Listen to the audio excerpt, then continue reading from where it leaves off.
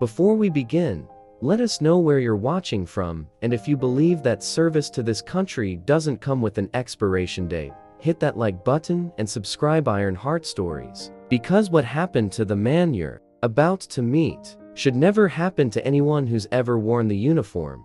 His name was Robert Keane, Bobby, to those who knew him well. And on that quiet Tuesday morning, he wasn't looking for attention. He wasn't there to flash medals or talk about battles long past. All he wanted was to withdraw a few $100s from an old bank account, the same account where, decades ago, he deposited hazard pay from deployments the government still won't fully admit ever happened.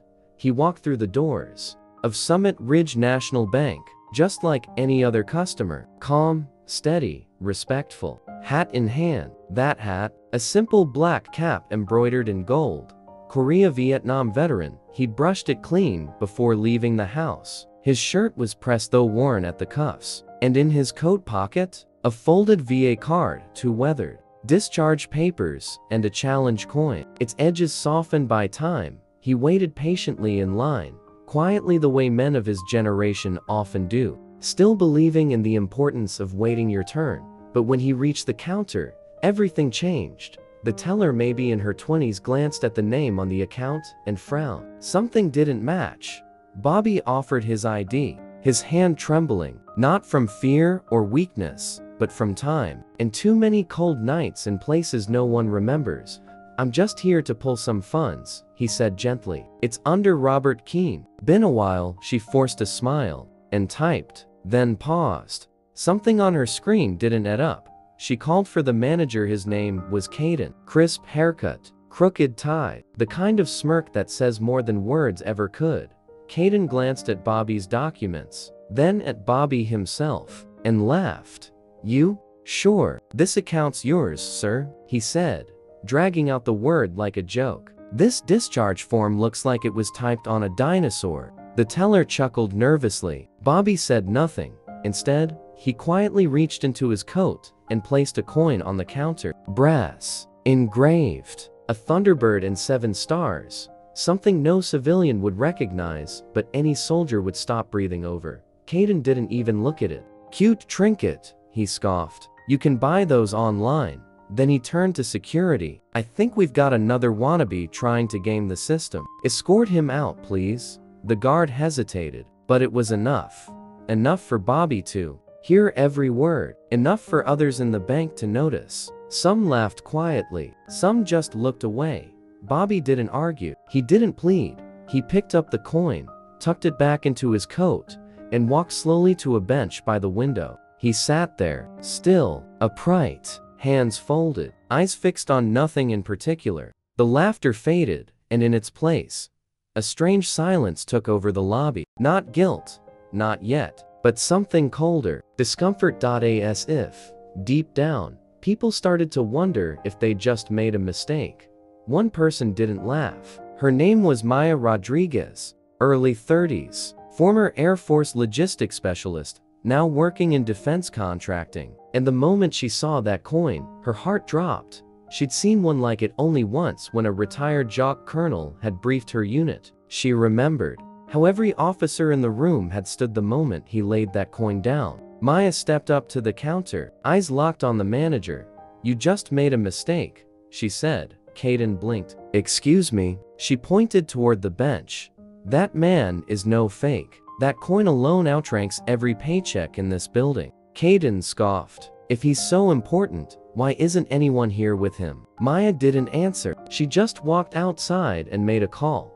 But someone else had already noticed. In the back office, a senior employee, one of those quiet types, who'd worked at the bank since it opened, overheard the name Robert Keane. He stood up slowly, walked to a brass plaque mounted on the wall, a tribute to the old Summit Ridge Command Base. Engraved on that plaque was a name that hadn't faded.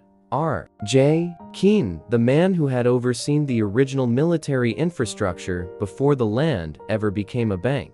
The same man now being accused of faking his service in a building that stood because of his command. The employee said nothing. He picked up a phone, dialed a number only a few people still knew, and spoke 6 words. "It's Bishop Coin, Summit Ridge. He's here." Then hung up. Outside, Bobby still sat like stone. He didn't take out his phone. He didn't complain. He just watched the flag across the street flutter in the wind. He wasn't waiting for justice. He wasn't waiting for recognition. He was simply doing what men like him have always done. They wait. Even when no one believes them. Even when the world laughs. They wait. Until they're needed. What no one in that bank knew, not the manager, not the teller, not even Maya, was that 30 minutes down the road, a furious general had already slammed down his phone, thrown on his uniform, and was heading straight to Summit Ridge. Because the man they had just called a fake was about to be honored in a way none of them would ever forget. Inside the bank, time seemed to slow. The next 20 minutes passed like molasses. Thick, tense, uncomfortable, especially for those who had laughed. The teller now kept her head low, pretending to work. Caden paced behind the counter, clearly agitated, though he still didn't know why. Bobby hadn't moved. He sat exactly where he'd been told, hands resting gently on his cane, shoulders straight, the picture of patience. To others, it may have looked like he was just another tired old man in a coat, but the silence around him had shifted. It was no longer the silence of dismissal. It was the silence of doubt. Across the lobby, Maya Rodriguez watched with her arms crossed and jaw clenched. She'd already made her call to a retired contact at Fort Brixton. When she mentioned the words Bishop Coyne and Robert Keane, the voice on the other end went quiet. "He's there now?" they asked. "Don't let him leave." And something had already been set in motion. Just 2 blocks away, a black SUV was cutting through traffic, its lights flashing once not for show, but as a quiet signal of authority.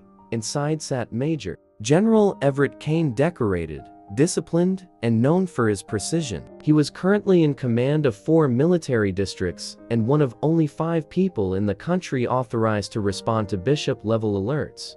The moment he heard the name Robert Keane, he stood up from a meeting mid-sentence and said 4 words to his aide.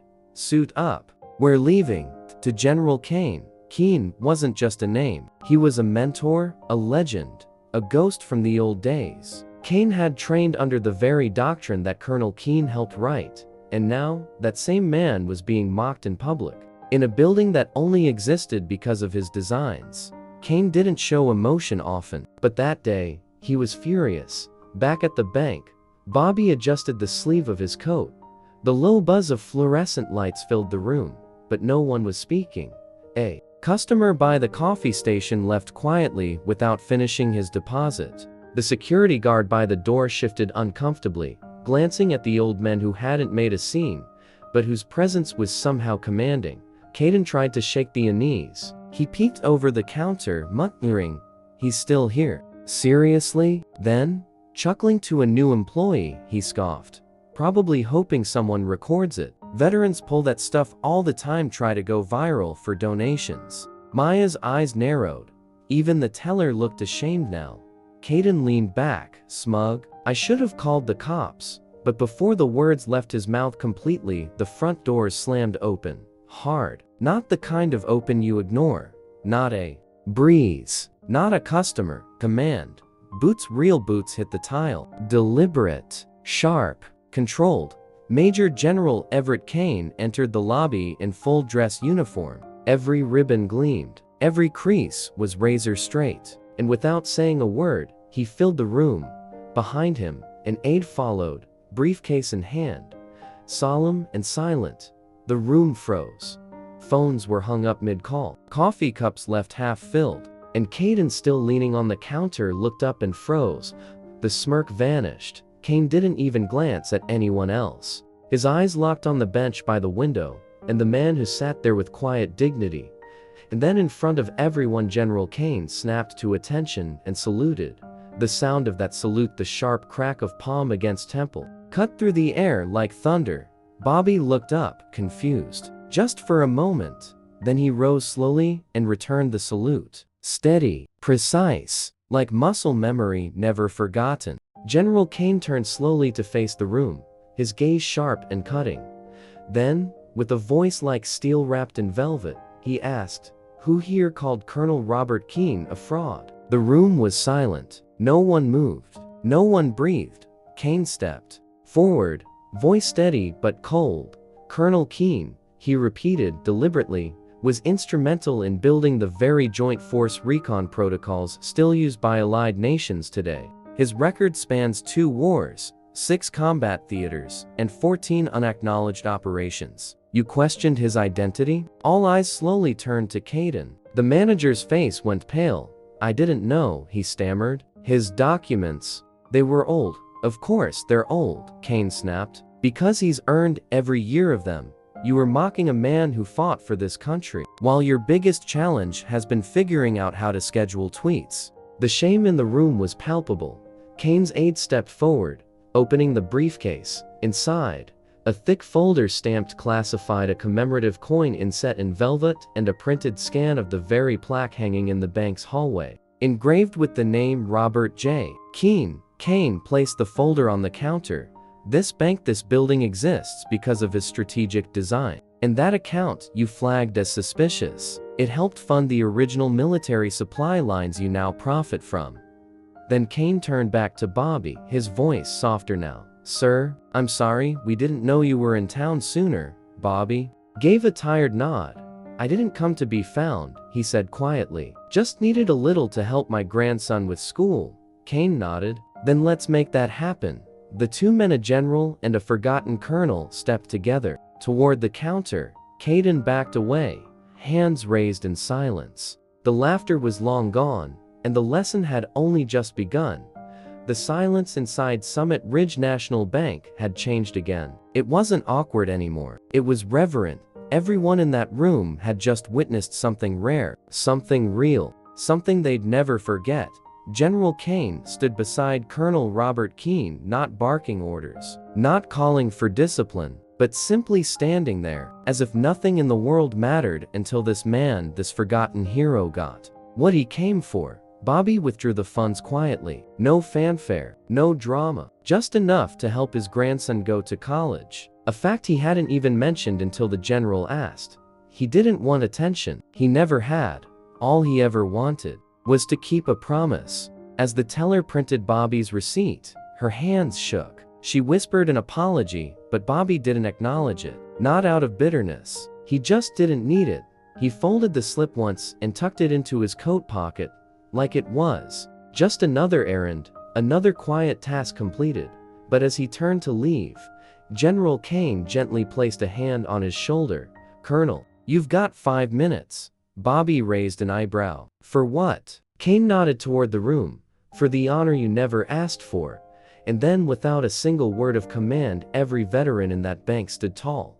A young Army reservist near the ATM, an old Navy corpsman scribbling on a deposit slip, and even civilians rose from their chairs. Not because they were told to, but because something in the air told them, this is how you honor a man like that. Bobby froze for a second, not out of pride, but disbelief. Then he returned. The salute steady, quiet, precise. Kane reached into his coat and handed Bobby a small velvet box. "We've been holding this for years," he said. "Figured you'd want it now." Inside was a polished metal, simple, elegant, engraved with only 3 words. "Service beyond record." Bobby stared at it for a long moment. No speech, no tears, just a slow nod, like he'd finally closed a door that no one else even knew was still open. Then he looked at Kane and spoke, just above a whisper, "I didn't come here to be remembered. I came to keep a promise." Kane nodded back, "And in doing so, you reminded all of us what service truly means."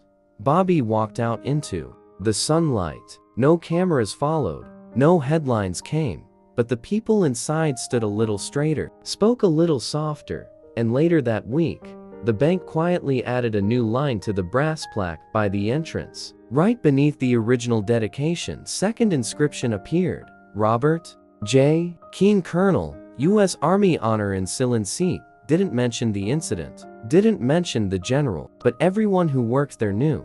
Because some truths don't need to be shouted to change everything.